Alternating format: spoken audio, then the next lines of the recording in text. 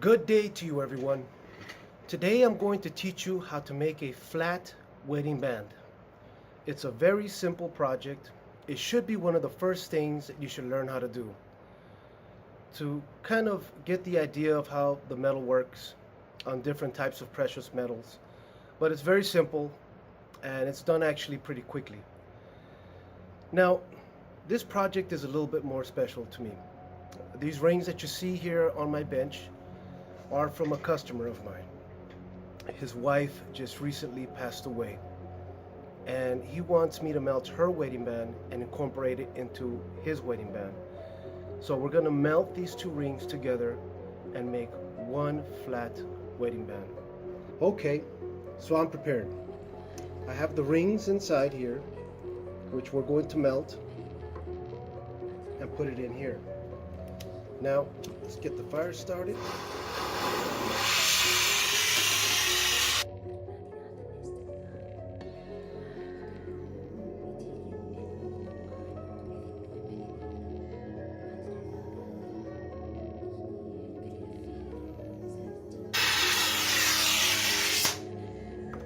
And there you have it. All right, we're going to keep rolling now.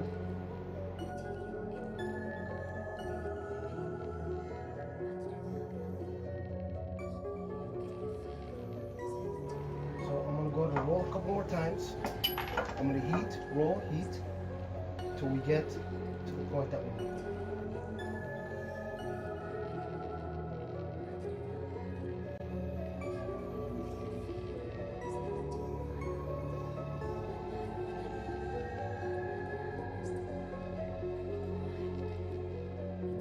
I just reheated, and I also went ahead and flattened the sides like I demonstrated earlier.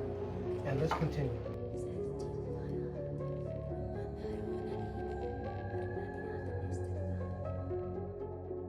So how do we know that this is going to be a 9.5? Well, let me show you. There are several ways to do it, but if you can actually find one of these things here, it's actually a mandrel, and most mandrels don't have it, but you have to look for them. Aside from having the numbers of the sizes to help you out, some of them have this thing over here, and it's actually a measuring tool to allow you to know how long to make your shanks. You notice here it says 0, and the bottom over here says 15. Okay, and what I'm going to do is I'm going to go ahead and right where I know I'm going to have a square angle there, I'm going to put that line there. And you want to put where you used your stylus right where the 0 is at. So from this area to this area that we marked is going to be our size. So the next thing we have to do is we have to cut it. So let's do that now. So let's go ahead and cut it. I got myself a 2/0 saw blade, and I'm going to cut a straight line right there. Again, I'm trying to do this with the camera practically in my face. Alright, so this should get us to our 9.5.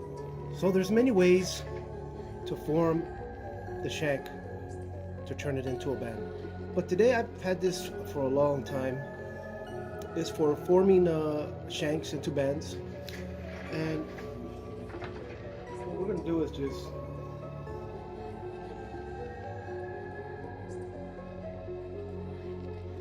and there you have it. Okay, so what we're going to attempt next is to basically bring this side down to be with that side to make it flush. And we're also going to turn these. I'm going to show you how to do that right now. So there's two ways. You can hit it like we just did there, okay? Or you can use one of these. In Spanish, when I was learning how to be a jeweler back in 1990, I've had these since then. And back then they called them patas de chivo, which is goat's feet. And I guess they kind of do look like goat feet, but they do the job. So what I do is I go ahead and put a piece of rubber in here so it doesn't damage the shank. So I go ahead and basically put it in there.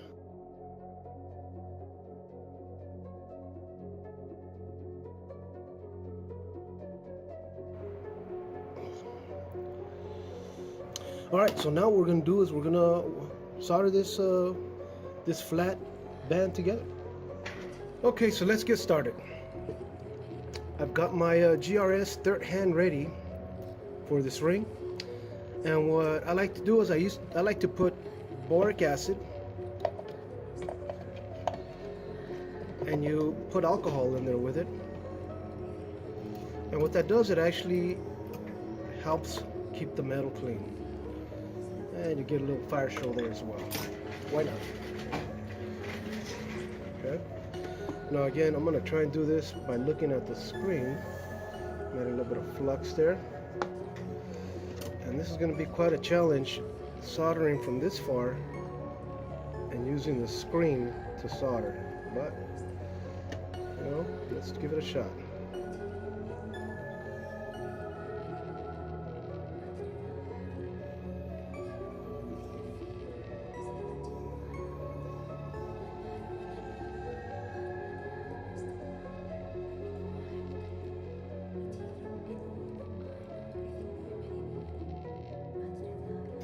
Okay, so we have the shank here, and before we proceed, what I like to do is on the areas that we did the soldering here, I like to hammer it.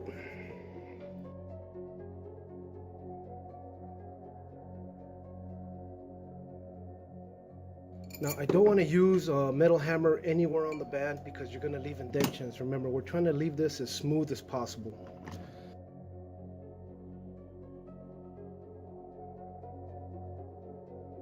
I'm going to keep hammering, and I'll see you soon. Okay, so I've hammered the ring here, the wedding band. It's completely round, and we got it right at 9.5, which is what the customer wanted. And the next thing I'm going to do is I'm going to go ahead and stamp the ring. I want to stamp it during this time because right now we can still see where we did the soldering together of the band, and that's exactly where I'm going to stamp it.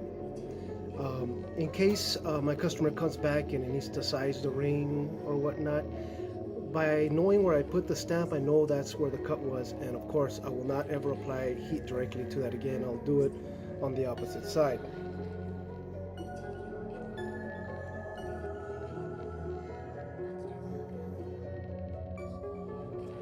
Okay, so let's go ahead and start sanding the ring.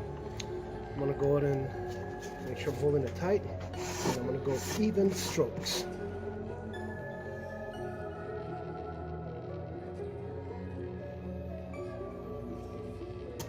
I'm going to flip the ring, do the same thing. Alright, next thing we're going to do is we're going to go sanding the ring. You want to go long, even strokes so you don't get any warping. And next, what I'm going to do is I'm going to use a carbide wheel to sand the inside, to soft sand the inside.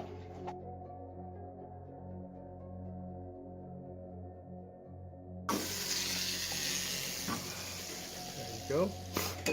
And you can see inside how nice it leaves it. Alright, let's go to the next step.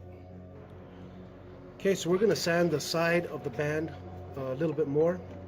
I've got myself a steel plate here so I get a really nice, accurate sanding on the sides.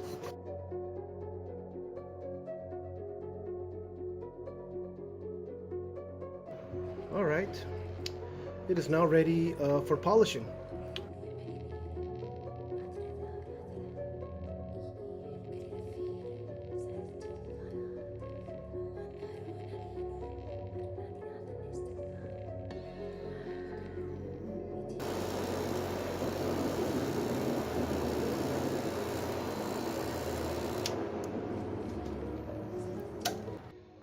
Flat shank wedding band with forever engraved on the inside. A real love story.